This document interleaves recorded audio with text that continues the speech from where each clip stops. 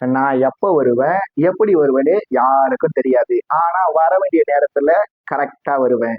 நான் ஒரு தடவை சொன்னா 100 தடவை சொன்ன மாதிரி. என் வழி தனி வழி அப்படின்னு சொல்லி இன்னைக்கு அரசியலுக்கு வரேன், நாளைக்கு அரசியல் வரேன்னு சொல்லி திரு ரஜினிகாந்த் அவர்கள் சொல்லணும்னாலும், திரு ரஜினிகாந்த் அவர்கள் 2017ல நான் அரசியலுக்கு வருவது உறுதி அப்படின்னு சொல்லி அறிவிச்சாரு.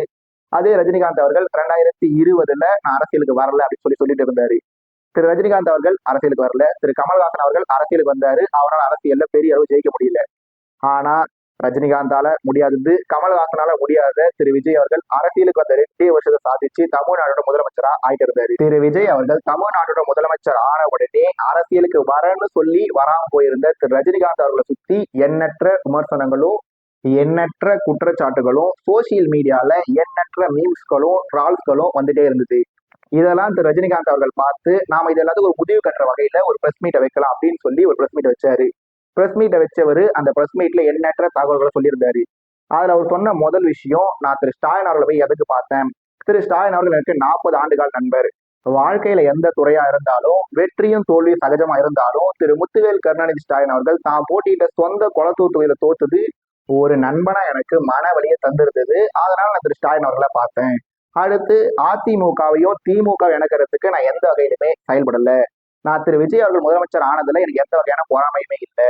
அடுத்து திரு விஜய் அவர்களுக்கு வாழ்த்து சொல்லக்கூடாதுன்ற எண்ணம்லாம் எனக்கு எதுவுமே இல்லை. அதே மாதிரி நான் திரு விஜய் அவர்கள் எப்பவுமே போட்டியாளரா கருதுனதில்லை. நான் அரசியலுக்கு வந்திருந்தா கண்டிப்பாவே ஜெயிச்சிருப்பேன். நான் ஏன் அரசியலுக்கு வரலன்றத நான் ஏற்கனவே ஒரு தெளிவான அறிக்கையின் மூலமா சொல்லிட்டேன் அப்படின்னு சொல்லி திரு ரஜினிகாந்த் அவர்கள் பல விஷயங்களை சொல்லியிருந்தாரு. அதில் நாம முக்கியமான விஷயங்களை பத்தி பேசலாம். ஃபர்ஸ்ட் விஷயம், திரு ரஜினிகாந்த் அவர்கள் திரு விஜய் அவர்களை பார்த்து பொறாமப்படுறாரா, திரு விஜய் அவர்கள் முதலமைச்சர் ஆனது திரு ரஜினிகாந்த் அவர்களுக்கு பிடிக்கலையான்னு சொல்லி கேட்டீங்கன்னா அது திரு ரஜினிகாந்த் அவர்களோட மனசாட்சிக்கு மட்டும்தான் தெரியும். ஆனா வெளியிருந்து பார்க்கும்போது வெளியே இருக்க நாம யாரா இருந்தாலுமே தனக்கு பிறகு சினிமாவுக்கு வந்த ஒரு நபர், தான் பார்த்து சினிமால வளர்ந்த ஒரு நபர், தன்னை விட சின்ன பொசிஷன்ல இருந்து இப்ப அவர் தமிழ்நாட்டை முதலமைச்சர் ஆயிருக்காருன்னா யாரா இருந்தாலுமே அதை பார்த்து ஒரு பொறாமை கண்டிப்பாவே இருக்கும். திரு ரஜினிகாந்த் அவர்கள் என்னதான் தன்னை ஒரு ஞானியாவும் ஒரு துறவியாவும் காட்டிக்கிட்டாலுமே என்னை பொறுத்த வரைக்கும் திரு ரஜினிகாந்த் அவர்களோட மனசுலயும் ஒரு சின்ன வருத்தம் கண்டிப்பாக இருக்கும்.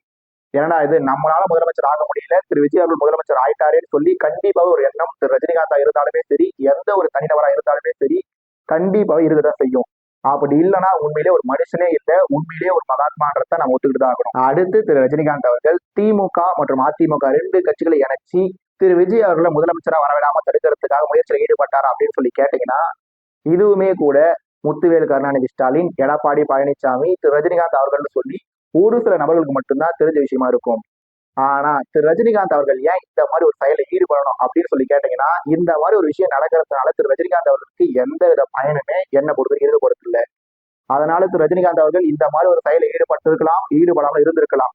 ஆனா அந்த முயற்சி நடைபெறாம போனதுனால அதை பத்தி பேசுறதுனால எந்த வித பயனுமே இருக்க போறது இல்லை. அடுத்து திரு ரஜினிகாந்த் அவர்கள் திரு விஜய் அவர்கள் முதலமைச்சர் ஆனதுக்கு வாழ்த்து தெரிவிக்கலையா அப்படின்னு சொல்லி கேட்டீங்கன்னா எலெக்ஷன் ரிசல்ட் வந்த உடனேவே திரு ரஜினிகாந்த் அவர்கள் தன்னோட பக்கத்துல அவரு சொன்ன மாதிரி வாழ்த்தறிக்கையை வெளியிட்டு இருந்தாரு. அதன் பிறகு திரு விஜய் அவர்கள் முதலமைச்சரா பதவியேற்ற பிறகு ஒன்னா திரு ரஜினிகாந்த் அவர்கள் 2வது முறையா வாழ்த்து தெரிவிக்காம இருந்திருக்கலாம். இதுல என்னன்னா திரு ரஜினிகாந்த் அவர்கள் எக்ஸ் தளத்துல என்னைக்கு தன்னோட வாழ்த்தை தெரிவிச்சாரு, அதுக்கு என்னைக்கு திரு விஜய் அவர்கள் ரெஸ்பான்ஸ் பண்ணாரு அப்படின்னு சொல்லி பாத்தீங்கன்னாலே யாரு முதல்ல வாழ்த்து தெரிவிச்சது, யாரு கடைசியா நன்றி தெரிவிச்சதுன்றது எல்லாருமே தெரிய வரும். இப்படி மேல சொன்ன ஒவ்வொரு விஷயங்களை பத்தியும் திரு ரஜினிகாந்த் அவர்கள் ஒவ்வொன்றா பேசிட்டே வரும்போது அடுத்து பத்திரிகையாளர்கள் திரு ரஜினிகாந்த் அவர்களை நோக்கி ஒரு சில கேள்விகளை கேட்கிறாங்க. அதுல ஒரு பத்திரிகையாளர் என்ன கேட்கிறாருன்னா, 2026ல தமிழ்நாடு மக்கள் மாற்றம் வேணும்னு சொல்லி திரு விஜய் அவர்களுக்கு வாய்ப்பு கொடுத்திருக்காங்க. ஒருவேளை நீங்க 2001ல அரசியலுக்கு வந்திருந்தா உங்களுக்கு மக்கள் வாய்ப்பு கொடுத்திருப்பாங்களா, நீங்க ஜெயிச்சிருப்பீங்களா அப்படின்னு சொல்லி திரு ரஜினிகாந்த் அவர்கள் நோக்கி கேள்வி கேட்கறாங்க. திரு ரஜினிகாந்த் அவர்களும் நான் கண்டிப்பா ஜெயிச்சிருப்பேன் அப்படின்னு சொல்லி சொல்றாரு. எனக்கு இங்க இருக்க சின்ன டவுட் என்னன்னா, பத்திரிகையாளர் 2021 சொல்றதுக்கு பதிலா 2001 சொன்னாரா, இல்ல 1996ல திரு ரஜினிகாந்த் அவர்கள் வாய்ஸ் கொடுத்ததுனால அதன் பிறகு நடந்த எலெக்ஷன் 2001 இருக்கிறதுனால அவர் 2001 கேட்டாருன்ற ஒரு சின்ன சந்தேகம் இருக்கு. அது 2001 இருந்தாலும் சரி, 2021 இருந்தாலும் சரி, திரு ரஜினிகாந்த் அவர்கள் நான் அரசியலுக்கு வந்திருந்தா கண்டிப்பாவே ஜெயிச்சிருப்பேன்னு சொல்லி சொல்றாரு. அந்த இடத்துல யாரா இருந்தாலுமே அப்படிதான் சொல்லுவாங்க. ஆனா திரு ரஜினிகாந்த் அவர்கள் 2001லயோ இல்ல 2021லயோ இல்ல 1996ல தொடங்கி 2021 வரைக்கும் சொல்லி இந்த இடைப்பட்ட காலத்துல எந்த எலெக்ஷன்ல போட்டிட்டு இருந்தாலுமே திரு ரஜினிகாந்த் அவர்கள் ஜெயிச்சிருப்பாரா, இல்ல ஜெயிச்சிருக்க மாட்டாரான்றது எனக்கு பர்சனலா கடவுள் நம்பிக்கை இல்லைனாலும் ரஜினிகாந்த் அவர்கள் ஸ்டைல்லயே சொல்லணும்னா மேல இருக்க கடவுளுக்கு மட்டும்தான் திரு ரஜினிகாந்த் அவர்கள் ஜெயிச்சிருப்பாரா இல்ல ஜெயிச்சிருக்க மாட்டாரான்றது தெரியும்.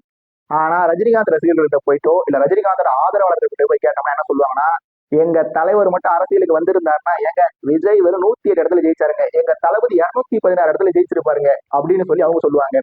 ரஜினிகாந்தை பிடிக்காதவர்கள்ட்ட போய் கேட்டோம்னா அவங்க என்ன சொல்லுவாங்கன்னா, ஏங்க கமல்ஹாசன் அவர்களாவது பரவாயில்ல அரசியலுக்கு வந்தாரு, ராஜ்யசபா எம்பி ஆயிட்டாரு. ஆனா ரஜினிகாந்த் அவர்கள் அரசியலுக்கு வந்திருந்தாருன்னா அவரு கமல்ஹாசன் வாங்கின ஓட்டுல பாதி கூட எடுக்காம படு தோல்வி அடைஞ்சிருப்பாருங்க அப்படின்னு சொல்லி இன்னொரு குரூப் சொல்லுவாங்க.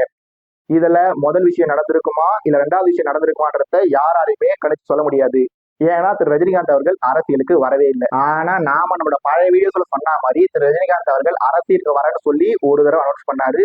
திரு ரஜினிகாந்த் அவர்கள் தான் அரசியலுக்கு வரல அப்படின்றதையும் ஒரு அறிக்கையின் மூலமா வெளியே சொல்லிட்டாரு. ஆனா இப்படி அரசியலுக்கு வரேன்னு சொல்லிட்டு அரசியலுக்கு வரேன்னு அறிவிச்சது திரு ரஜினிகாந்த் அவர்களோட என்டையர் லெகசில ஒரு கரும்புள்ளின்றதுல எந்த சந்தேகமும் இல்லை. இதுல கமல்ஹாசன் அரசியலுக்கு வந்தாரு, அவர் தோத்துட்டாரு. விஜயகாந்த் அவர்கள் அரசியலுக்கு வந்தாரு, எதிர்கட்சி தலைவர் ரேஞ்சுக்கு வந்தாரு, முதலமைச்சர் ஆகல. அவர் வந்தாரு இவர் வந்தாருன்னு சொல்லி ரஜினிகாந்த் அவர்களுக்கு முன்னாடியும் சரி ரஜினிகாந்த் அவர்களுக்கு பிறகும் சரி பல பேர் சினிமால இருந்து அரசியல் வந்திருக்காங்க. ஆனா அதுல யாருமே பெரிய அளவு ஜெயிக்காம போனதுனால திரு ரஜினிகாந்த் அவர்கள் அரசியலுக்கு வரேன்னு சொல்லிட்டு வராம போனது ஒரு கரும்புலியா மட்டும் தான் இருந்தது. ஆனா இப்ப திரு விஜய் அவர்கள் அரசியலுக்கு வந்துட்டாரு. திரு விஜய் அவர்கள் 108 இடத்துல ஜெயிச்சிட்டாரு. திரு விஜய் அவர்கள் தமிழ்நாட்டோட முதலமைச்சர் ஆகிட்டதுனால சின்ன கரும்புள்ளியா இருந்தது இப்ப மிகப்பெரிய கரும்புள்ளியா திரு ரஜினிகாந்த் அவர்களோட என்டையர் லெகசில போய் உட்கார்ந்து இருக்குன்னு சொன்னா அது மிகையாகாது. பட் திரு ரஜினிகாந்த் அவர்கள் இந்த பிரஸ் மீட்ல சொன்ன மாதிரியே கிடைக்கிறது கிடைக்காம இருக்காது, கிடைக்காம இருக்கிறது கிடைக்காதுன்ற மாதிரி திரு ரஜினிகாந்த் அவர்கள் அரசியலுக்கு வரேன்னு சொன்னாரு, அடுத்து அரசியலுக்கு வரலன்னு சொல்லிட்டாரு. அதனால தமிழ் சினிமாவோட நம்பர் ஒன்னா பல வருஷங்களுக்கு இருந்த ரஜினிகாந்த் அவர்களுக்கு அரசியல்ல நம்பரும் ஆகிறதுக்கான வாய்ப்பு இல்லை. அதாவது அவருக்கு அரசியல ஜெயிக்கிறதுன்றது கிடைக்க கூடாதுன்னு இருக்கு. அதனால கிடைக்கல நம்ம எடுத்துக்கிட்டாலுமே திரு ரஜினிகாந்த் அவர்கள் எதுக்காக இந்த பிரஸ் மீட்டை கொடுக்கணும் சொல்லுங்க பார்ப்போம். இதனா திரு ரஜினிகாந்த் அவர்கள் இந்த எலெக்ஷன் நடக்கிறதுக்கு முன்னாடி ஒரு அறிக்கை கொடுத்திருந்தாரு. ஆதவ் அர்ஜுனா அவர்கள் திரு ரஜினிகாந்த் அவர்களை பத்தி ஒரு கருத்து தெரிவிச்சப்ப திரு ரஜினிகாந்த் அவர்கள் காலம் பேசாது காத்திருந்து பதில் சொல்லும் அப்படின்னு சொல்லி ஒரு அறிக்கையை கொடுத்திருக்காரு. அந்த அறிக்கையோட சாராம்சம்னா திரு ரஜினிகாந்த் அவர்கள் தன்னோட ரசிகர்களுக்கும் தன்னோட ஆதரவாளர்களுக்கும் நீங்க இந்த 2026 தமிழ்நாடு சட்டமன்ற தேர்தல்ல யாருக்கு வேணா ஓட்டு போடுங்க, ஆனா தமிழக வெற்றி கழகத்துக்கு மட்டும் ஓட்டே போட்டுறாதீங்க அப்படின்றதுதான் அந்த அறிக்கையோட மறைமுகமான சொல்ல வந்த செய்தி. அப்படி இருக்கும்போது எனக்கு தெரிஞ்ச வரைக்கும் ரஜினிகாந்தோட டையார்டு ஃபேன்ஸ், ரஜினிகாந்தோட ஹார்ட் கோட் ஃபாலோவர்ஸ் கண்டிப்பாவே திரு விஜய் அவர்களுக்கு நடந்து முடிஞ்ச 2026 தமிழ்நாடு சட்டமன்ற தேர்தல்ல ஒருத்தர் கூட ஓட்டு போட்டிருக்க மாட்டாங்க. அப்ப திரு விஜய் அவர்கள் 34.9% ஓட்டு எடுத்து 1.25 கோடி வாக்குகளை பெற்று 108 இடத்துல ஜெயிச்சு இப்ப தமிழ்நாடோட முதலமைச்சர் ஆகியிருக்காருன்னா அவர் ரஜினிகாந்தோட ஆதரவாளர்கள் ரஜினிகாந்தோட ரசிகர்களோட ஆதரவு இல்லாம தான் கண்டிப்பாவே தமிழ்நாட்டோட முதலமைச்சர் ஆயிருக்காரு. சரி, திரு ரஜினிகாந்த் அவர்கள் எதுக்காக இந்த பிரஸ் மீட்டை இப்ப கொடுக்கணும்? ஒரு சிலர் என்ன நினைக்கலாம்னா, கமல்ஹாசன் அவர்கள் நேரில் போய் மீட் பண்ணிட்டாரு. திரு விஜய் அவர்கள் தமிழக வெற்றி கழகத்தோட தலைவரா மட்டும் இருக்கும்போது சினிமா துறையில இருந்து பல பேர் திரு விஜய் அவர்களை விமர்சிச்சிருக்காங்க. ஆனா திரு விஜய் அவர்கள் தமிழ்நாட்டோட முதலமைச்சர் ஆனவர்னே திரு விஜய் அவர்களை தமிழக வெற்றி கழகத்தோட தலைவரா இருக்கும் போது விமர்சிச்ச சினிமா துறையை சார்ந்தவங்க இப்ப திரு விஜய் அவர்களை பாராட்டிட்டே இருக்காங்க. இதுல திரு ரஜினிகாந்த் அவர்கள் முன்னாடியே சொன்ன மாதிரி காலம் பேசாது காத்திருந்து பதில் சொல்லுங்க சொல்லி ஒரு அறிக்கை வெளியிட்டு இருந்தாரு. இதுக்கு முன்னாடியே ரஜினிகாந்த் அவர்கள் காக்கா கழுத்து சொல்லி பல விஷயங்களை சொல்லியிருக்காரு. திரு ரஜினிகாந்த் அவர்கள் என்னதான் விஜய் எனக்கு போட்டி இல்லை, விஜய் நான் பார்த்து வளர்ந்த பையன் சொல்லி சொன்னாலுமே கண்டிப்பாவே திரு ரஜினிகாந்த் வர்சஸ் திரு விஜய் என்ற ஒரு போட்டி தமிழ் சினிமாவிலையும் சரி தமிழ் அரசியல் களத்திலையும் சரி ஒரு பேசு பொருளா பல நாட்களா இருந்துட்டு தான் இருக்கு. இப்பெல்லாம் இருக்கிறதுனால இப்ப திரு விஜய் அவர்கள் தமிழ்நாட்டோட முதலமைச்சர் ஆகிட்டாரு. அடுத்து திரு ரஜினிகாந்த் அவர்கள் நடிப்புல ஜெயிலர் 2 சொல்லி ஒரு படம் வரப்போகுது. அந்த படத்தை சன் பிக்சர்ஸ் தயாரிச்சிருக்காங்க. திரு விஜய் அவர்கள் தமிழ்நாட்டோட முதலமைச்சரா இருக்காரு. சன் பிக்சர்ஸ் தயாரிப்புல ஜெயிலர் 2 சொல்லி ஒரு படம் வரப்போகுது. ஏற்கனவே ரஜினிகாந்த் மற்றும் விஜய் இவங்க 2 பேருக்கும் காக்கா கழுகு பிரச்சனைன்னு சொல்லி ஒரு பிரச்சனை ரொம்ப நாளா போயிட்டு இருக்கு. தாவேகாவுக்கும் திமுகவுக்கும் தான் 2026 தமிழ்நாடு சட்டமன்ற தேர்தலில் போட்டியே. இங்க ஸ்டாலின் சாரா விஜய் சாரா அப்படின்னு சொல்லி திமுகவுக்கும் தாவேகாவுக்கும் ஏற்கனவே வாய்க்காவுக்கும் சண்டை இருக்கு. திமுகவுக்கும் தாவேகாவுக்கும் வாய்ப்பாருக்கு சண்டைனா சன் பிக்சர்ஸுக்கும் தாவேகாவுக்கும் சன் பிக்சர்ஸுக்கும் விஜய்க்கும் வாய்க்காருக்கு சண்டை இருக்கிறதா தான் அர்த்தம். ரஜினிகாந்தோட பிரச்சனை சன் பிக்சர்ஸோட பிரச்சனை. அதனால சன் பிக்சர்ஸ் தயாரிப்புல ரஜினிகாந்த் நடிப்புல வரவிருக்க ஜெயிலர் 2 படம் வரும்போது எப்படி மத்தியில இருக்க பாஜக அரசோ இல்ல திமுக அரசோ இல்ல யாரோ ஒருத்தர் பிளான் பண்ணி ஜனநாயகன் படத்தை முடங்கினாங்களோ அதே மாதிரியே தமிழ்நாட்டோட முதலமைச்சராக இருக்க திரு சி ஜோசப் விஜய் அவர்கள் ரஜினிகாந்த் அவரோட ஜெயிலர் 2 படத்தை முடக்கிடுவாருன்ற பயத்துல தான் இப்ப ரஜினிகாந்த் அவர்கள் வந்து பிரஸ் மீட் கொடுக்குறாரு.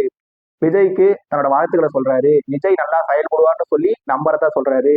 விஜய் 2 வருஷத்துக்கு யாருமே தொந்தரவு பண்ணக்கூடாதுன்னு சொல்றாருன்னு சொல்லி பல பேர் பல வகையான கருத்துக்களை சோசியல் மீடியால தெரிவிச்சிட்டு இருக்காங்க. ஆனா சூப்பர் ஸ்டார் திரு ரஜினிகாந்த் அவர்களோட கடந்த கால செயல்பாடை வச்சு பார்க்கும்போது எனக்கு தெரிஞ்ச வரைக்கும் திரு ரஜினிகாந்த் அவர்கள் பயப்படுறான்னு சொல்லி கேட்டீங்கன்னா கண்டிப்பாவே இல்லை.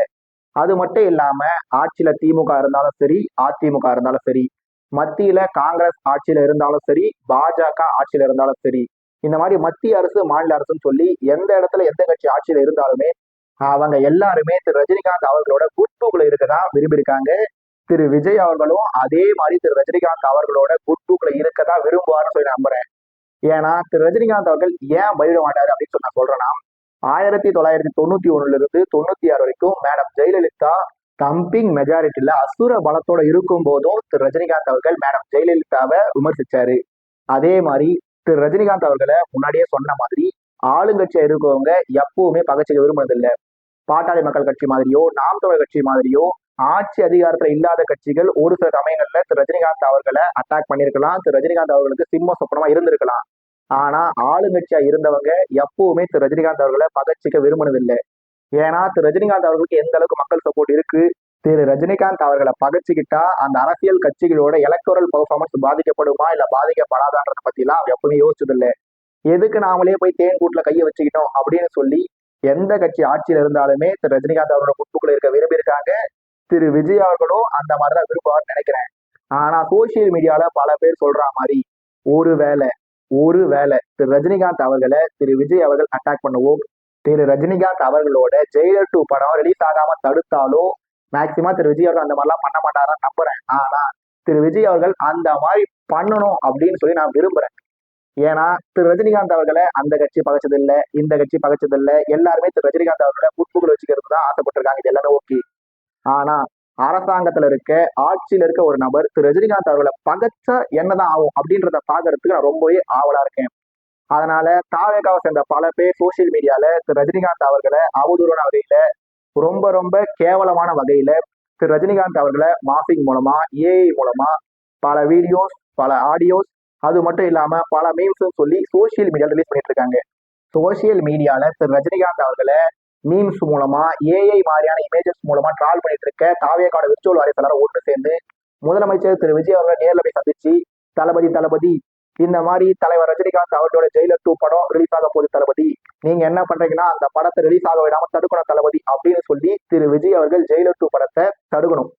அப்படி தடுத்தா தான் மேடம் ஜெயலலிதா அசுர படத்துல இருக்கும் போது பயங்கரமா பேசுற ரஜினிகாந்த் இப்ப மைனாரிட்டி கவர்மெண்டா தனி பெரும்பான்மை இல்லாம ஆட்சி அமைச்சிருக்க திரு விஜய் அவர்கள் ரஜினிகாந்த் அவர்களை எதிர்க்கும் போது திரு ரஜினிகாந்த் அவர்கள் எந்த மாதிரி ரெஸ்பான்ஸ் பண்றாரு அப்படின்றத பாக்குறதுக்கு நான் மட்டும் இல்ல, கோடான கோடி தமிழக மக்கள் கண்டிப்பாவே காத்துட்டுதான் இருக்காங்க. அதனால தமிழ்நாடு முதலமைச்சர் திரு சி ஜோசப் விஜய் அவர்கள் ரஜினிகாந்த் அவர்களோட ஜெயிலர் 2 படத்தையோ இல்ல வேறு ஏதோ ஒரு வகையிலையோ திரு ரஜினிகாந்த் அவர்களை சீண்டனும், திரு ரஜினிகாந்த் அவர்களை அட்டாக் பண்ணணும்.